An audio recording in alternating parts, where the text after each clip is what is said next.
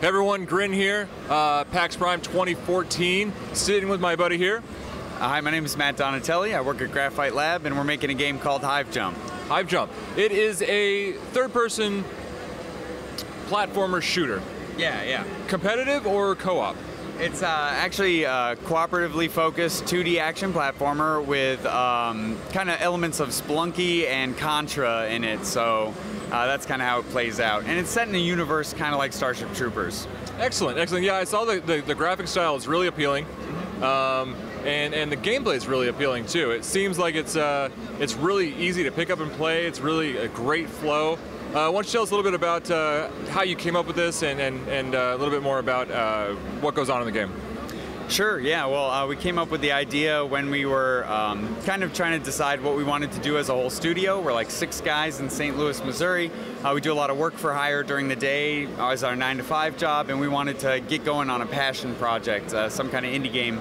And we had access to something. Our programmer actually done a student project where he remade the Spelunky level editor, and so we just started piecing together fun ideas about what we wanted to do, and it turned out to be something like Spelunky with guns and swarms of aliens and just cooperative play where there's no friendly fire. You can actually work together as a team. And I think the most unique gameplay element we have in there right now is our kind of unique twist on permadeath. So.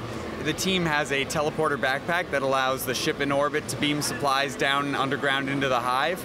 And if that backpack is destroyed by the aliens, no more respawns, no more weapon upgrades or anything like that. You're on your last life, and you still have to try to get to the bottom and kill the queen. So that's interesting, kind of yeah. A unique twist, yeah. Yeah, that's a nice, trying to mix it up a little bit. Oh yeah. Add layers to the challenge, really spice it up. So 4-player, you said. Yep. Are there any classes or anything along those lines? So it's not a class-based game or an RPG, but it will be heavily customizable to your play style due to kind of the weapon upgrades that you'll have. So you have different weapons, different bombs, and how you configure that as part of a team is going to be very important because, for instance, right now the flamethrower is very powerful, but it's very short range, right? So you're going to have flying aliens that shoot at you from a distance outside of that of the flamethrower. So as a team, you want to specialize, maybe pair up some ice beam gun that slows enemies with like your grenades, or another player with a charge gun. So slow them down, get them in a group, and then explode them all. It's very fast-paced, but there's definitely a lot of synergy to be had by diversifying your arsenal. Excellent, yeah. It seems like teamwork is really essential, which is why if the aliens destroy that backpack, it can really slow down progression and make it a lot more difficult. Definitely, yeah. The backpack mechanic is not only a kind of fun new gameplay mechanic that's unique to our game, but it also fits nicely with the lore of the game, right?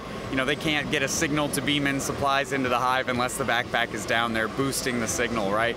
So it works together in lore and gameplay. Oh, speaking of which, why don't you give us just a little insight onto the lore behind Hive Jump? Sure, yeah. It's the 24th century, and humanity has met hostile alien contact. They tried settling a planet, starting a colony there. They didn't know the aliens were there. The Ordovicians are their name. They're like a crustacean-like giant bug race, and they're governed by Hive Queens. So they live underground.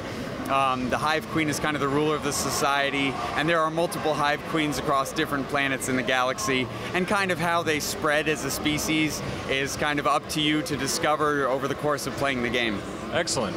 Yeah, that seems like it'll open up a lot of explorable content for you to just kind of dive into. Yeah, absolutely. Excellent. So right now you are on Kickstarter. Yes. How many days we got left on that? We've got 4 days left.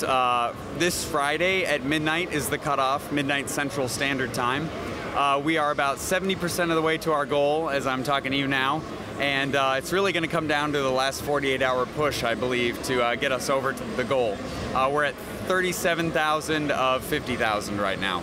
Oh, excellent. Okay, well, it's a great game, and I really think that if people got their hands on it, if people got a good look at it, that it's really going to compel people to help you out, because it just seems like a game that people would want to play right now. Yeah, most definitely. I think it's something unique, and I think there's always room for more great co-op games out there. Absolutely, I agree. Well, I appreciate your time. I hope everything goes well for you. I had a great time playing your game, so I really just wanted to get some more information from you and get the word out to more people about it. All right, thank you very much. Absolutely. Take care. Stay tuned.